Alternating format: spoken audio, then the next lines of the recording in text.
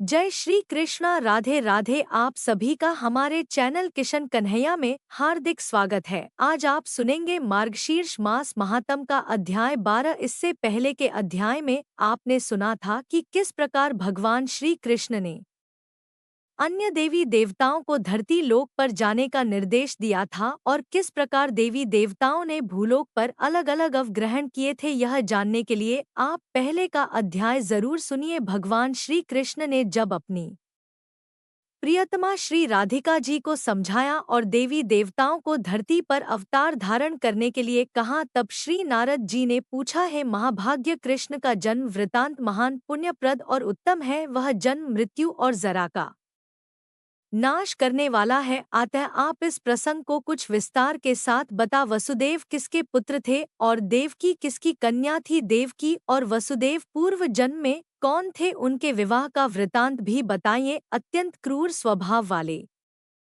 कंस ने देवकी के 6 पुत्रों का वध क्यों किया और श्री हरि का जन्म किस प्रकार हुआ, यह सब मैं सुनना चाहता हूँ। आप कृपा पूर्वक कहिए। श्री नारायण ने कहा, महर्षि कश्यप ही वसुदेव हुए थे और देव माता अदिति देव के रूप में अवतन हुई थी। पूर्व जन्म के पुण्य के फल रूप से ही उन्होंने श्री हरि को पुत्र रूप से प्राप्त किया था। देव मर द्वारा मारिशा के गर्भ से महान पुरुष वसुदेव का जन्म हुआ। उनके जन्म काल में अत्यंत हर्ष से भरे हुए देव समुदाय ने आनक और दुंदुभि नामक बाजे बजाए थे। इसलिए श्री हरि के जनक वसुदेव को प्राचीन संत महात्मा आनक दुंदुभि कहते हैं। यदुकुल आहु के पुत्र श्रीमान देवक हुए थे, जो ज्ञान के समुद्र कहे जाते हैं। उन्हीं की पुत्री देवकी थी। यदुकुल के आचार्य गर्ग ने वसुदेव के साथ देवकी का विधिपूर्वक यथोचित विवाह संबंध कराया था। देवक ने विवाह के लिए बहुत सामान एकत्रित किए थे। उन्होंने उत्तम लग्न में अपनी पुत्री देवकी को वसुदेव के हाथ में समर्पण कर दिया है। नारद देवक ने दहेज में सहस्त्र घोड़े, सहस्त्र स्वर्ण पात्र, वस्त्र आभूषणों से विभूषित सैकड़ों सुंदरी दासियां, नाना प्रकार के द्रव्य, भांति भांति के रत्न, उत्तम मणि, हीरे तथा रत्नम पात्र दिए थे। देवक की कन्या श्रेष्ठ रत्नम आभूषणों से विभूषित सैकड़ों चंद्रमाहों के समान कांति मती, त्रिभुवन मोहिनी, धन्य मान्य तथा श्रेष्ठ युवती थी। रूप और गुण की निधि थी। उसके मुख पर मंद मुस्कान की छटा छाई रहती थी। उसे रथ पर बिठाकर वसुदेव जब प्रस्थान करने लगे, तब बहन के विवाह में हर्ष से भरा हुआ कंस भी उसके साथ चला। वह तत्काल देवकी के रथ के निकट आ गया। इसी समय कंस को डोट संबोधित करके आकाशवाणी हुई, राजेंद्र क्यों हर्ष से फूल उठे हो? यह सच्ची बात सुनो। देवकी का 8वां गर्भ तुम्हारी मृत्यु का कारण होगा। यह सुनकर महाबली कंस ने हाथ में तलवार ले ली। देवी वाणी पर विश्वास करके भयभीत और कुपित होकर वह महापाप नरेश देवकी का वध करने के लिए उद्यत हो गया। वसुदेव जी बड़े भारी पंडित, नीतिज्ञ तथा नीति शास्त्र के ज्ञान में निपुण थे। उन्होंने कंस को देवकी का वध करने के लिए उद्यत देखकर उसे समझाना आरंभ किया। वसुदेव जी बोले, राजन, जान पड़ता है तुम राजनीति नहीं जानते हो। मेरी बात सुनो, यह तुम्हारे लिए हितकर और यशस्वी शास्त्रों द्वारा प्रतिपादित तथा समय के अनुरूप भी है। भूपाल, यदि इसके 8वें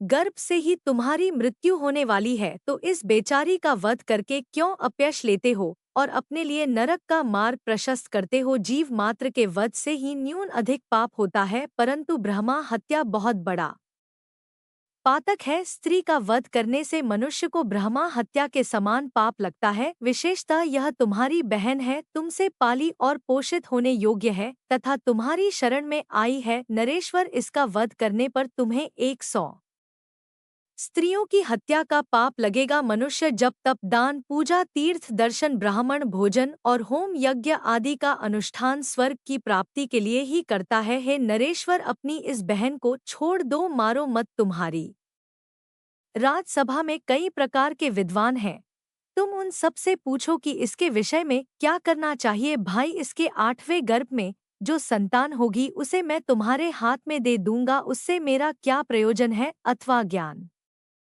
शिरोमणि, जितनी भी संतानें होगी उन सबको मैं तुम्हारे हवाले कर दूंगा, क्योंकि उनमें से एक भी मुझे तुमसे अधिक प्रिय नहीं है। राजेंद्र, बहन को जीवित छोड़ दो, यह तुम्हें बेटी के समान प्यारी है। तुमने इस छोटी बहन को सदा मीठे अन्नपान देकर पाल पोस कर बड़ा किया है। वसुदेव जी की यह बात सुनकर राजा कंस ने बहन को छोड़ दिया। वसुदेव जी प्यारी पत्नी को साथ लेकर अपने घर गए। नारद देवकी के गर्भ से क्रमशः जो 6 संतानें हुई उन्हें वसुदेव जी ने कंस को दे दिया, क्योंकि वे सत्य से बंधे हुए थे। कंस ने क्रमशः उन सबको मार डाला। देवकी के 7वें गर्भ के आने पर कंस ने भय के कारण उसकी रक्षा की और विशेष ध्यान दिया, परंतु योगमाया ने उस गर्भ को खींचकर रोहिणी के पेट में रख दिया। रक्षकों ने राजा को यह सूचना दी कि देवकी का 7वां गर्भ गिर गया। उसी गर्भ से भगवान अनंत प्रकट हुए, जो संकर्षण नाम से प्रसिद्ध हुए। फिर देवकी का 8वां गर्भ प्रकट हुआ, जो वायु से भरा हुआ था। 9वां मास व्यतीत होने के बाद 10वां मास उपस्थित होने पर सर्वदर्शी भगवान ने उस गर्भ पर दृष्टिपात किया। समस्त नारियों में श्रेष्ठ देवी देवकी स्वयं तो रूपवती थी ही। भगवान के दृष्टिपात करने पर तत्काल ही उनका सौंदर्य चौगुना बढ़ गया। कंस ने देखा देवकी के मुख और नेत्र खिल उठे हैं। वह तेज से प्रज्वलित होकर योग माया के समान 10 दिशाओं को प्रकाशित कर रही है। मूर्तिमान ज्योति पुंज सी दिखाई देती है। उसे देखकर असुर राज कंस को बड़ा विस्मय हुआ। उसने मन ही मन कहा, इस गर्भ से जो संतान होगी वही मेरी मृत्यु का कारण है। ऐसा कहकर कंस यत्नपूर्वक देवकी और वसुदेव की रखवाली करने लगा। उसने 7 द्वार वाले भवन में उन दोनों को रख छोड़ा था, और 10वें मास के पूर्ण होने पर जब वह गर्भ वायु से पूर्ण हो गया, तब सबसे निर्लिप्त रहने वाले साक्षात भगवान श्री कृष्ण ने देवकी के हृदय कमल में निवास किया। उस समय महामनस्वी वसुदेव ने देवकी पर दृष्टिपात करके समझ लिया कि प्रसव काल सन्निकट आ गया है। फिर तो वे भगवान श्री हरि का स्मरण करने लगे। रमय प्रदीप से युक्त उस परम मनोहर भवन में उन्होंने तलवार, लोहा, जल और अग्नि को लाकर रखा। मंत्र ज्ञा मनुष्य तथा भाई बंधुओं की स्त्रियों को भी बुला लिया, और भय से व्याकुल वसुदेव ने विद्वान ब्राह्मण तथा बंधुओं को भी सादर बुला भेजा। इसी समय जब रात के दोपहर बीत गए, आकाश में बादल घिर आए, बिजलियां चमकने लगी, अनुकूल वायु चलने लगी तथा रक्षक निद्रा पर इस तरह निश्चेष्ट सो गए मानो मरकर अचत हो गए हो। तब धर्म, ब्रह्मा और शिव आदि देवेश्वर गण वहां आए तथा गर्भस्थ परमेश्वर की स्तुति करने लगे। देवता बोले, भगवान आप समस्त संसार की उत्पत्ति के स्थान हैं, किंतु आपकी उत्पत्ति का स्थान कोई नहीं है। आप अनंत, अविनाशी, निष्पाप, सगुण, निर्गुण तथा महान ज्योति स्वरूप हैं। आप निराकार होते हुए भी भक्तों के अनुरोध से साकार बन जाते हैं। आप पर किसी का अंकुश या नियंत्रण नहीं है। आप सर्वथा स्वच्छंद, सर्वेश्वर, सर्वरूप तथा समस्त गुणों के आश्रय हैं। आप संतों को सुख देने वाले, दुष्टों को दुख प्रदान करने वाले, दुर्गम स्वरूप एवं दुर्जन के नाशक हैं। आप तक तर्क की पहुंच नहीं होती है। आप सबके आधार है, शंका और उपद्रव से शून्य है। आपको रिझाना या लांघना कठिन ही नहीं, असंभव है। आपके निश्वास से वेदों का प्राकट्य हुआ है, इसलिए आप उनके प्रादुर्भाव में हेतु हैं। संपूर्ण वेद आपके स्वरूप है। छंद आदि वेदांग भी आपसे भिन्न नहीं है। आप वेद वेता और सर्वव्यापी है। ऐसा कहकर देवताओं ने बारंबार उनको प्रणाम किया। उन सबके नेत्रों में हर्ष के आंसू छलक रहे थे। उन सबने फूलों की वर्षा की। जो पुरुष प्रातः काल उठकर मूल श्लोक में कहे गए 42 नामों का पाठ करता है, वह श्री हरि की दृढ़ भक्ति, दासी भाव तथा मनोवांछित फल पाता है। भगवान नारायण कहते हैं। इस प्रकार स्तुति सुनाकर देवता लोग अपने अपने धाम को चले गए। फिर जल की वृष्टि होने लगी। सारी मथुरा नगरी निश्चित होकर सो रही थी। मुने वह रात्रि घोर अंधकार से व्याप्त थी। जब रात के 7 मुहूर्त निकल गए और 8वां उपस्थित हुआ, तब आधी रात के समय सर्वोत्कृष्ट शुभ लग्न आया। वह वेदों से अतिरिक्त तथा दूसरों के लिए दुर्ज लग्न था। उस लग्न पर केवल शुभ ग्रहों की दृष्टि थी, अशुभ ग्रहों की नहीं थी। रोहिणी नक्षत्र और अष्टमी तिथि के संयोग से जयंती नामक योग संपन्न हो गया था। मुने जब अर्ध चंद्रमा का उदय हुआ, उस समय लग्न की ओर देख देखकर भयभीत हुए। सूर्य आदि सभी ग्रह आकाश में अपनी गति के क्रम को लांघ करमीन लग्न में जा पहुँ शुभ और अशुभ सभी वहां एकत्रित हो गए। विधाता की आज्ञा से एक मुहूर्त के लिए वे सभी ग्रह प्रसन्नता पूर्वक 11वीं स्थान में जाकर वहां सा आनंद स्थित हो गए। में वर्षा करने लगे, ठंडी ठंडी हवा चलने लगी, पृथ्वी अत्यंत प्रसन्न थी, दसों दिशाएं स्वच्छ हो गई थी। ऋषि मनु यक्ष गंधर्व किन्नर देवता और देवियां सभी प्रसन्न थे। अप्सरा नृत्य करने लगी, गंधर्व राज और विद्याधरिया गीत गाने लगी, नदियां सुख पूर्वक बहने लगी, अग्निहोत्र की अग्नियां प्रसन्नता पूर्वक प्रज्वलित हो उठी। स्वर्ग में दुंदुबियों और आनकों की मनोहर ध्वनि होने लगी, खिले हुए पारिजात के पुष्पों की झड़ी लग गई। पृथ्वी नारी का रूप धारण करके स्वयं सूतिकागार में गई, वहां जय जयकार शंखनाथ तथा हरि कीर्तन का शब्द गूंज रहा था। इसी समय सती देवकी वहां गिर पड़ी, उनके पेट से वायु निकल गई और वहीं भगवान श्री कृष्ण दिव्य रूप धारण करके देवकी के हृदय कमल के कोश से प्रकट हो गए। उनका शरीर अत्यंत कमनीय और परम मनोहर था, दो भुजाएं थी, हाथ में मुरली शोभा पा रही थी, कानों में मकर आकृति कुंडल झिलमिला रहे थे, मुख मंद हास्य की छटा से प्रसन्न जान पड़ता था। वे भक्तों पर कृपा कर के लिए कातर से दिखाई पड़ते थे। श्रेष्ठ मणि रत्नों के सार तत्व से निर्मित आभूषण उनके शरीर की शोभा बढ़ा रहे थे। पीताम्बर से सुशोभित शी विग्रह की कांति नूतन जलधार के समान श्याम थी।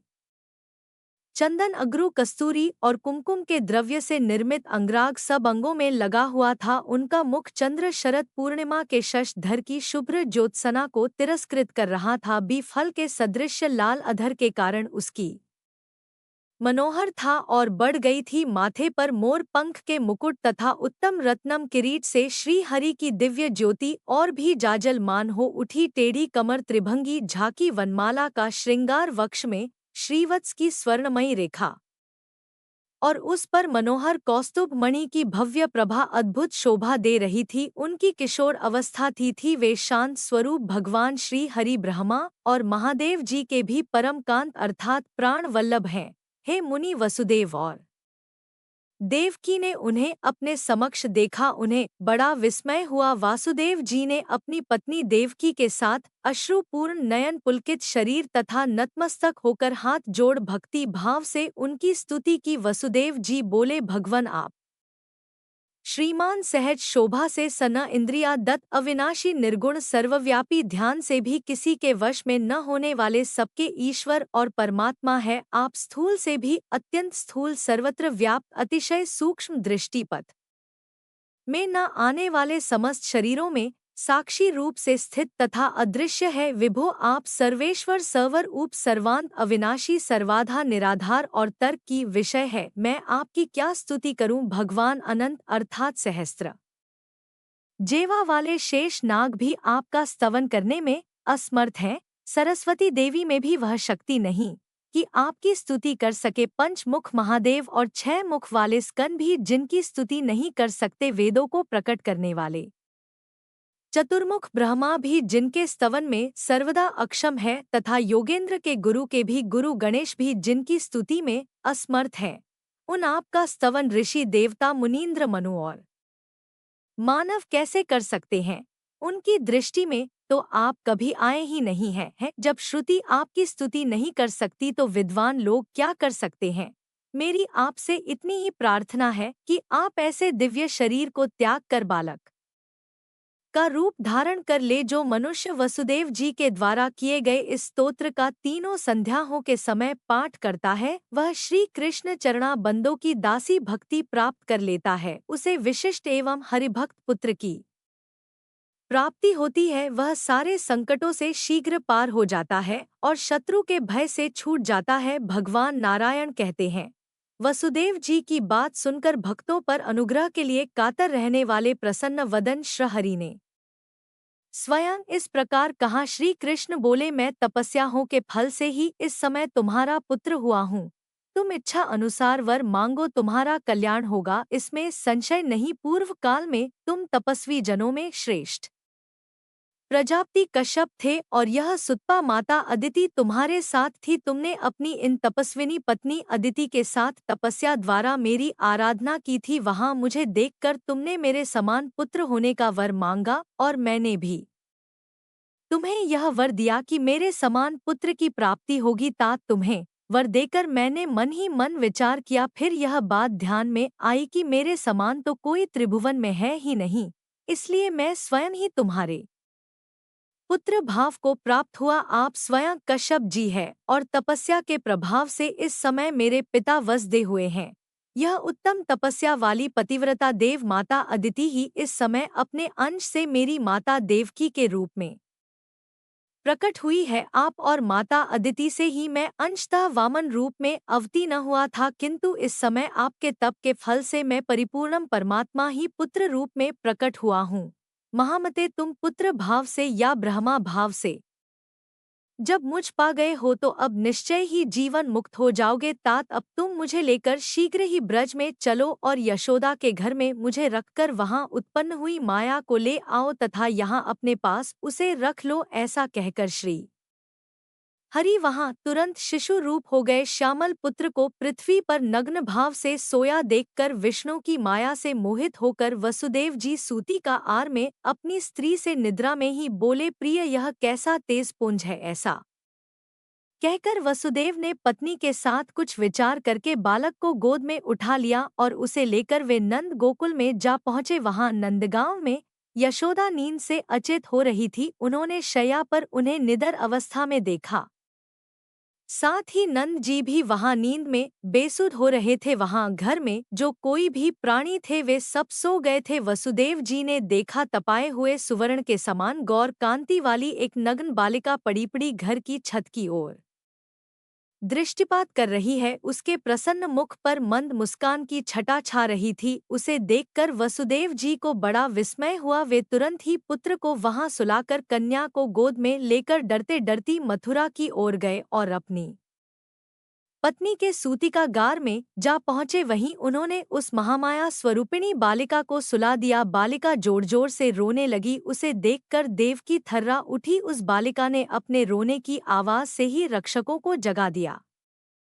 रक्षक शीघ्र उठकर खड़े हो गए और उस बालिका को छीनकर कंस के निकट जा पहुंचे। देवकी और वसुदेव भी शोक से विबल होकर पीछे पीछे गए हैं। महामुनि बालिका को देखकर कंस को अधिक प्रसन्नता नहीं हुई। उस रोती हुई बच्ची पर भी उसे दया नहीं आई। वह क्रूर कर्मा असुर उस बालिका को लेकर पत्थर पर दे मारने के लिए आगे बढ़ा। उस समय वसुदेव और देवकी ने बड़े आदर के साथ उससे कहा, नृप श्रेष्ठ कंस, तुम नीति शास्त्र में निपुण विद्वान हो, अतः हमारी सच्ची नीति युक्त तथा मनो बात सुनो। भैया, तुमने हमारे भाई बंधु होकर भी हम दोनों के 6 पुत्रों का वध कर डाला, फिर भी तुम्हें दया नहीं आती। अब इस 8वें गर्भ में यह अबला बालिका प्राप्त हुई है। हमारी इस बच्ची को मारकर तुम्हें भूतल पर कौन सा महान ऐश्वर्य प्राप्त हो जाएगा? क्या एक अबला युद्ध के मुहाने पर तुम्हारी राज्य लक्ष्मी का हनन करने में समर्थ हो सकती है? ऐसा कहकर वसुदेव और देवकी दोनों दुरात्मा कंस के सामने वहां फूट फूट कर रोने लगे। कंस बड़ा निर्दय था। उसने उन दोनों की बातें सुनकर इस प्रकार उत्तर दिया। कंस बोला, बहन मेरी बात सुनो, मैं तुम्हें समझाता हूँ। विधाता 10 वर्ष एक तिनके के द्वारा पर्वत को धराशायी करने में समर्थ है, एक कीड़े के द्वारा सिंह और व्याघ्र को तथा एक मच्छर के द्वारा विशालकाय हाथी को नष्ट कर सकते हैं। शिशु के द्वारा महान वीर का, क्षुद्र जंतुओं द्वारा विशालकाय प्राणी का, चूहे के द्वारा बिल्ली का और मेंढक के द्वारा सर्प का वध करा सकते हैं। इस प्रकार विधाता जन्य के द्वारा जनक का, भक्ष के द्वारा भक्षक का, अग्नि के द्वारा जल का और सूखे तिनके के द्वारा अग्नि का नाश करने में समर्थ है। एकमात्र द्विज जनों ने समुद्र को पी लिया था। आता तीनों लोकों में विधाता की विचित्र गति को समझ पाना अत्यंत कठिन है। देव योग से यह बालिका ही मेरा नाश करने में समर्थ हो जाएगी। अतः मैं बालिका का भी वध कर डालूंगा, इस विषय में विचार करने की आवश्यकता नहीं है। ऐसा कहकर कंस उस बालिका को मारना ही चाहता था कि वसुदेव जी ने पुनः उससे कहा, राजन, तुमने अब तक व्यर्थ ही हिंसा की है। कृपानिधि, अब इस बालिका को मुझे दे दो। महामुनि उनकी बात सुनकर विचार ज्ञाकन संतुष्ट हो गया। इसी समय उसे बोध कराती हुई आकाशवाणी प्रकट हुई, ओ मूढ़ कंस, तू विधाता की गति को न जानकर किसे मारने जा रहा है? तेरा वध करने वाला बालक कहीं उत्पन्न हो गया है, समय आने पर प्रकट होगा। यह देव वाणी सुनकर राजा कंस ने बालिका को त्याग दिया। वसुदेव और देवकी उसे पाकर बड़े प्रसन्न हुए। वे उस बालिका को छाती से लगाए घर को लौट आए। मरी हुई कन्या मानो पुनः जी गई हो, इस प्रकार उसे पाकर वसुदेव जी ने ब्राह्मणों को बहुत सा धन दिया। विप्र वह कन्या परमात्मा श्री कृष्ण की बड़ी बहन हुई। पार्वती के अंश से उसका आविर्भाव हुआ था। लोक में वह कांक्षा नाम से विख्यात हुई। द्वारका में रुक्मिणी के विवाह के अवसर पर वसुदेव जी ने उस कन्या को भगवान शंकर के अंश अवतार महर्षि दुर्वासा के हाथ में भक्ति पूर्वक दे दिया था। मुने इस प्रकार श्री कृष्ण जन्म के विषय में सारी बातें बताई गई। इसका बारंबार कीर्तन जन्म मृत्यु और जरा के कष्ट को नष्ट करने वाला सुखदायक और पुण्यदायक है। जय श्री कृष्णा। अब आप सुनिए श्री कृष्ण चालीसा पाठ। बंशी शोभित कर मधुर नील जलत तन श्याम, अरुण अधर जनु बिंब फल नयन कमल अभिराम, पूर्ण इंद्र अरविंद मुख पीतांबर शुभ साज। जय मनमोहन मदन छवि कृष्ण चंद्र महाराज। जय यदु नंदन जय जगवंदन जय वसुदेव देवकी नंदन। जय यशोदा सुत नंद दुलारी जय प्रभु भक्तन की दकतारे। जय नट नागर नाग नथिया कृष्ण कन्हैया धेनु चरैया। पुनि नख पर प्रभु गिरिवर धारो, आओ नंद कष्ट निवारो वंशी मधुर अधर धरी। तेरो होवे पूर्ण विनय मेरो आओ हरि पुनि माखन चाखो। आज लाज भारत की राखो। गोल कपोल चिबुक अरुण री मृदु मुस्कान मोहिनी डारी राजित राजिव नयन विशाला मोर मुकुट वैजंती माला कुंडल श्रवण। पीत पट आच कटी किंकिनी काछे नील जलद सुंदर तनु सो छवि लख सुर नर मुनि मन मोहे मस्तक तिलक अलग घुंघराले। आओ कृष्ण बांसुरी वाले, करी पान पुत नहीं तारियो अका बका का गासुर मारियो। मधुवन जलत अगिन तब ज्वाला भय शीतल लख तही नंदलाला सुरपति। जब ब्रज चढ़ रसाई मुँह सरदार वारी वरसाई, लगत व्रज चह बहाओ। गोवर्धन नख धारी बचाओ, लखी यशुदा मन भ्रम अधिका मुख मंद 14 भुवन दिखाई। दुष्ट कन सती उधम मचाया कोट कमल जब फूल मंगायो। नाथ कली यही तब तुम लीन है चरण चिन्ह दे निर्भय कीन है। करी गोपी संग रास विलासा, सबकी पूरण करी अभिलाषा। केतिक महा असुर सहार, कंस ही केस पकड़ी दे मारियो मात पिता की बंदी छुड़ाई। उग्रसेन कह राज दिलाई, मही से मृतक छ हो सुतलायो। मातु देव की शोक मिटायो, भोमा सुर मुर दैत्य सहारी। लाए षट दश सहस कुमारी दे भी मही तृण चीर सहारा। जरा सिंधु राक्षस कहे मारा असुर बकासुर आदिक मारियो। भक्तन के तप कष्ट निवार दीन